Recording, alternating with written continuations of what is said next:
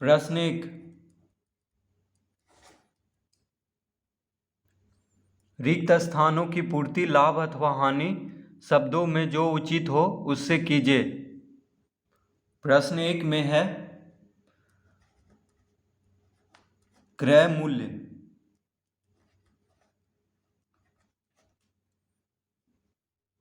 इसके बाद है विक्रय मूल्य।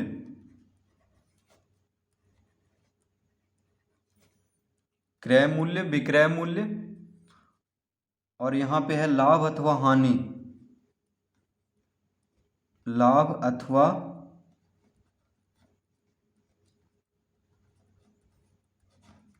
हानि। प्रश्न 1 का पहला में दिया हुआ है क्रय मूल्य कितना है, 800 रुपया। क्रय मूल्य 800 रुपया है, विक्रय मूल्य है 900 रुपया।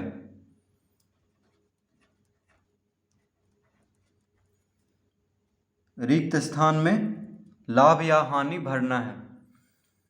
तो क्रय मूल्य, खरीदने का मूल्य को क्रय मूल्य कहते हैं और बेचने का मूल्य को विक्रय मूल्य कहते हैं। यानी कोई वस्तु है जो 800 रुपया में खरीदा गया है और बेचा गया है कितना में, 900 रुपया में, तो लाभ हो रहा है क्योंकि बेचने का मूल्य ज़्यादा है खरीदने का मूल्य से। विक्रय मूल्य कितना है, 900 रुपया, और क्रय मूल्य है 800 रुपया। यानी बेचा जा रहा है ज़्यादा में और खरीदा गया था कम में, यानी लाभ हो रहा है। तो जब विक्रय मूल्य क्रय मूल्य से ज़्यादा हो तो क्या लिखेंगे हम, लाभ, क्योंकि यहाँ पे लाभ हो रहा है।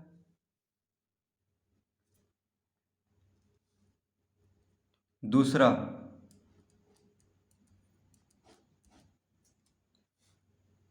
क्रय मूल्य है 1250 रुपया।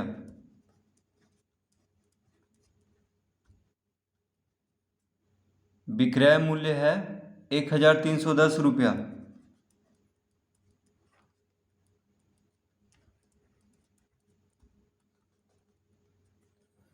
तो यहाँ पे लाभ होगा या हानि, रिक्त स्थान में भरना है। विक्रय मूल्य यानी बेचने का मूल्य कितना है, 1310। किसी वस्तु का विक्रय मूल्य यानी बेचने का मूल्य है 1310 रुपया और खरीदने का मूल्य है 1250 रुपया। तो बेचने का मूल्य ज़्यादा है यानी विक्रय मूल्य ज़्यादा है क्रय मूल्य से, तो यहाँ पे लाभ होगा। तो यहाँ पे क्या लिखेंगे, लाभ।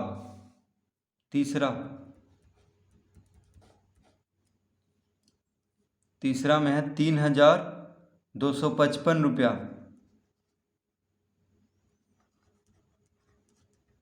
क्रय मूल्य के सामने दिया हुआ है 3255 रुपया और विक्रय मूल्य कितना है, 3189।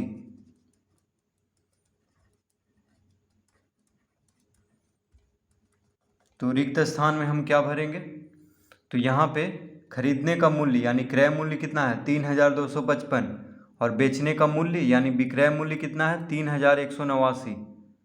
तो 3255 में कोई वस्तु खरीदा गया है और बेचा गया है 3189 में।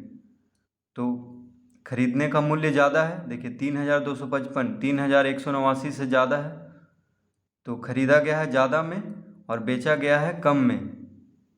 तो यहाँ पे हानि होगा क्योंकि कम में ये ज़्यादा में खरीद करके कम में बेचा गया है, तो हानि होगा। तो जब क्रय मूल्य विक्रय मूल्य से ज़्यादा हो, देखिए क्रय मूल्य विक्रय मूल्य से ज़्यादा हो तो क्या होगा, हानि होगा।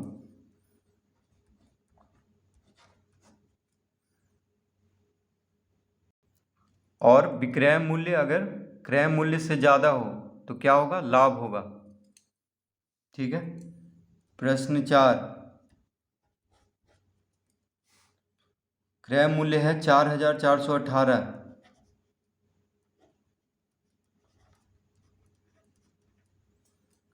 विक्रय मूल्य है 4312।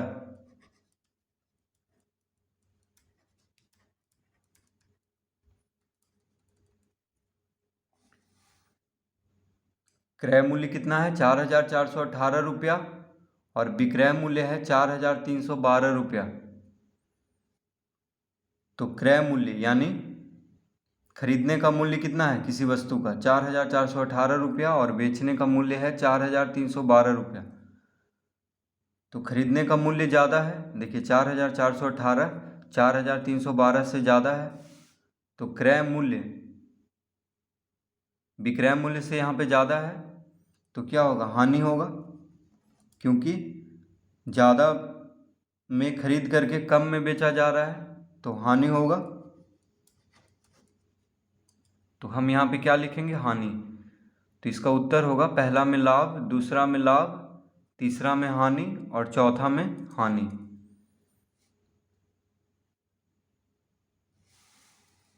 अब प्रश्न दूसरा हल करेंगे।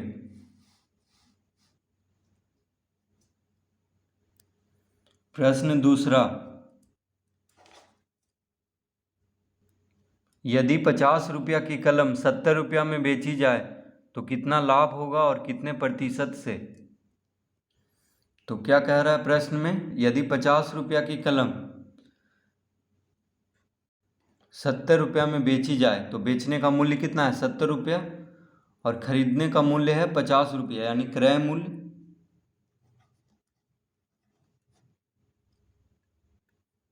क्रय मूल्य, क्रय मूल्य बराबर कितना दिया हुआ है 50 रुपया।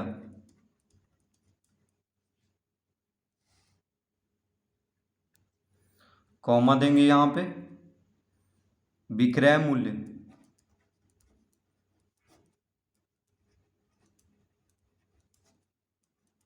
विक्रय मूल्य बराबर है 70 रुपया।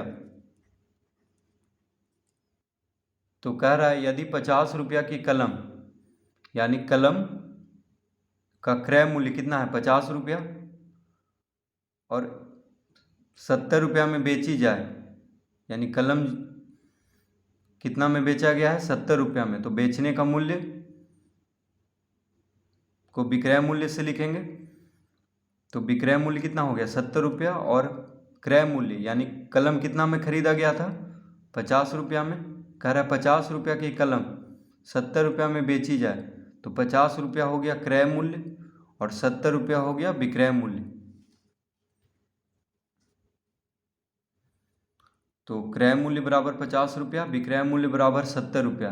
तो यहाँ पे देखिए कौन ज़्यादा है, विक्रय मूल्य ज़्यादा है क्रय मूल्य से, यानी कलम जो है 50 रुपया में ख़रीदा गया है और 70 रुपया में बेचा जा रहा है, यानी बेचा गया है।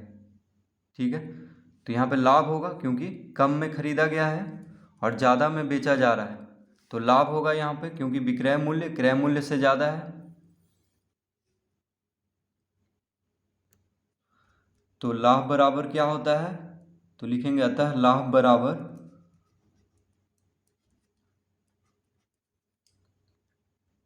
विक्रय मूल्य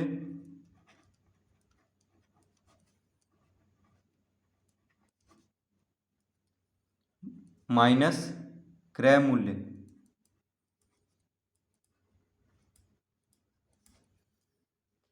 तो लाभ बराबर क्या होता है, विक्रय मूल्य माइनस क्रय मूल्य, यानी विक्रय मूल्य में से क्रय मूल्य को घटा देंगे। विक्रय मूल्य कितना है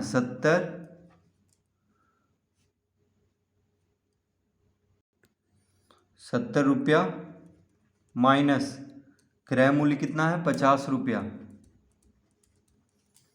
तो 70 में से 50 घटाएंगे तो कितना आ जाएगा 20 रुपया, यानी लाभ कितना हो रहा है कलम बेचने पर 20 रुपया।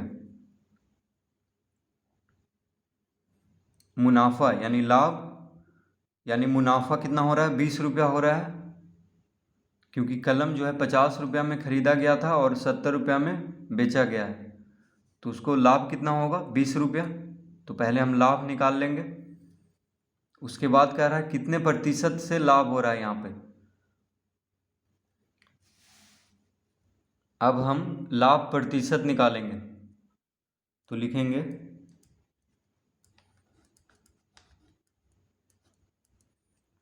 लाभ प्रतिशत लाभ प्रतिशत बराबर होता है, सूत्र क्या होता है, लाभ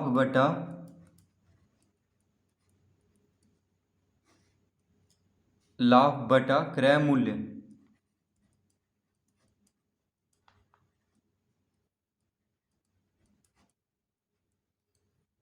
गुना 100। लाभ प्रतिशत बराबर क्या होता है, लाभ बटा क्रय मूल्य गुना 100, यानी लाभ को क्रय मूल्य से भागा दे करके 100 से गुना कर देना है। ठीक है, लाभ बटा क्रय मूल्य गुना 100।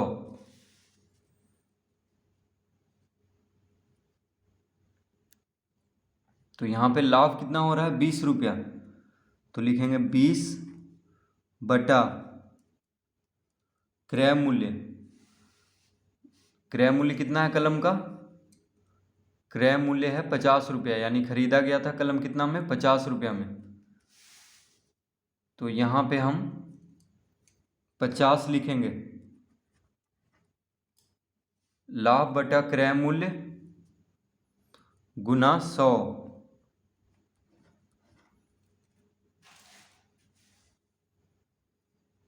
20 बटा 50 गुना 100। तो 50 से 100 को 2 बार में काट देंगे, 50 दूना 100। देखिए 20 बटा 50 गुना 100, तो गुना में है तो 50 से 100 को हम काट सकते हैं, तो 50 दूना 100, तो 20 गुना 2 कितना हो गया, 40, यानी इसका उत्तर आ गया 40%। लाभ प्रतिशत कितना हो गया, 40%।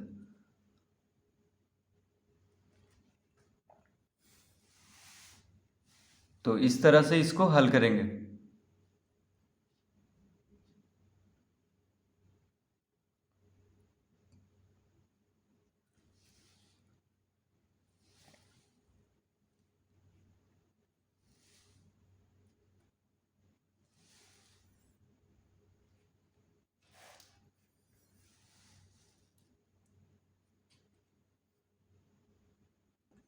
प्रश्न 3, हानि एवं प्रतिशत हानि ज्ञात कीजिए। यदि 2250 रुपया की साइकिल किसी कारणवश 1125 रुपया में बेची गई हो, तो प्रश्न कह रहा है हानि एवं प्रतिशत हानि ज्ञात कीजिए। यदि 2250 रुपया की साइकिल, तो साइकिल का क्रय मूल्य, तो लिखेंगे यहाँ पे क्रय मूल्य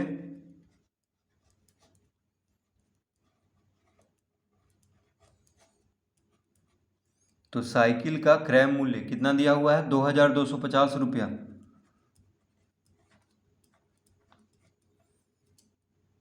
साइकिल का क्रय मूल्य कितना है, 2250 रुपया, कॉमा देंगे यहाँ पे। उसके बाद विक्रय मूल्य,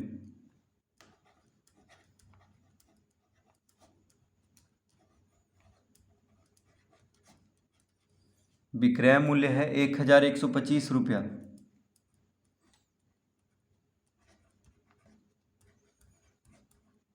तो साइकिल जो है 2250 रुपया में खरीदा गया था और बेचा गया है कितना में, 1125 रुपया, किसी कारणवश 1125 रुपया में बेची गई है।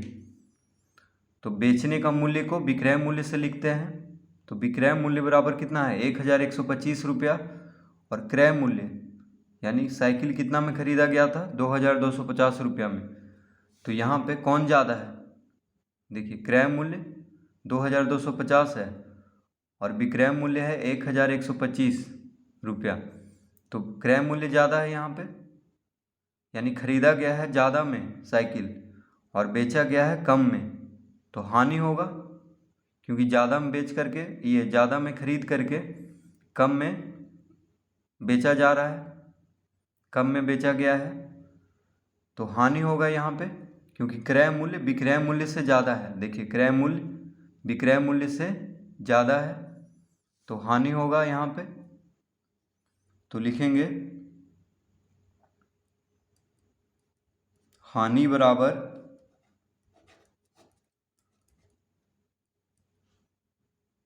बराबर होता है विक्रय मूल्य माफ़ कीजिए, क्रय मूल्य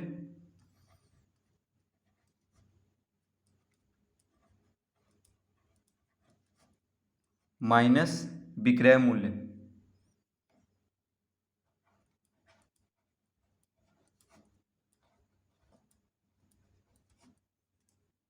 क्रय मूल्य में से विक्रय मूल्य को घटा देंगे, क्योंकि हानि कब होता है? जब क्रय मूल्य ज़्यादा हो विक्रय मूल्य से।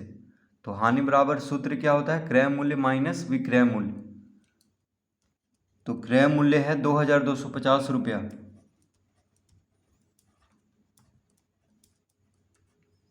विक्रय मूल्य है 1125 रुपया।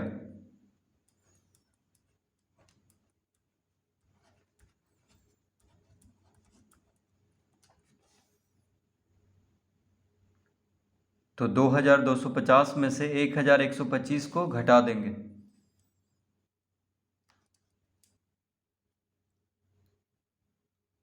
तो 0 में से 5 नहीं घटेगा तो इससे 5 लेगा, तो 10 हो गया। 10 में से 5 गया 5, इससे 5 लिया था तो ये हो गया 4। 4 में से 2 घटाएंगे तो 2 आ जाएगा। ये है 2। 2 में से 1 घटाएंगे तो 1।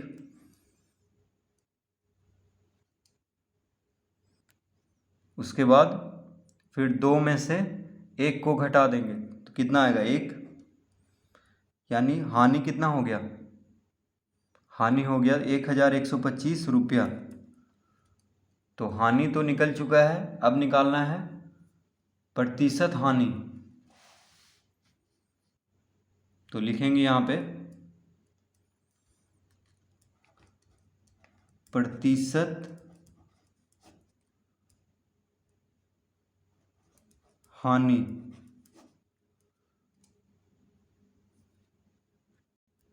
तो प्रतिशत हानि कहें चाहे हानि प्रतिशत कहें, एक ही बात है, ठीक है।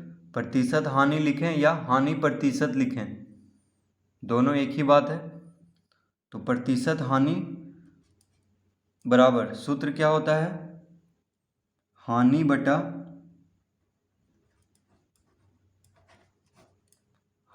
बटा क्रय मूल्य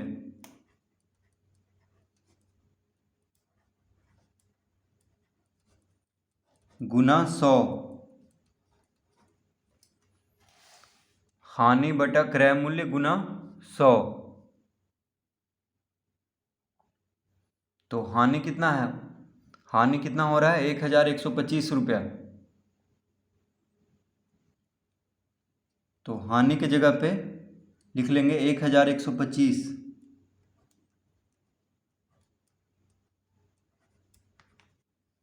बटा क्रय मूल्य।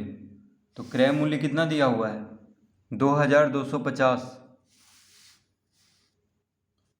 2250 और गुना 100 कर देंगे। तो प्रतिशत हानि बराबर हानि बटा क्रय मूल्य गुना 100। हानि है 1125 रुपया, हानि कितना हो रहा है? 1125 रुपया। क्रय मूल्य है 2250, तो 1125 बटा 2250 गुना 100 कर देंगे।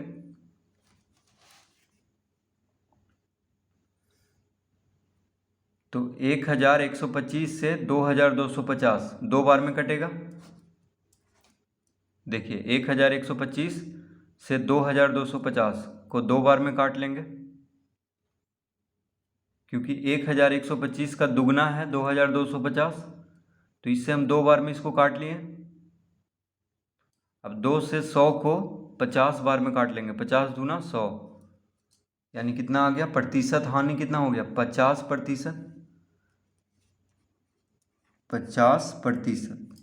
तो इसका उत्तर है हानि बराबर 1125 रुपया और प्रतिशत हानि हो गया 50%। तो साइकिल को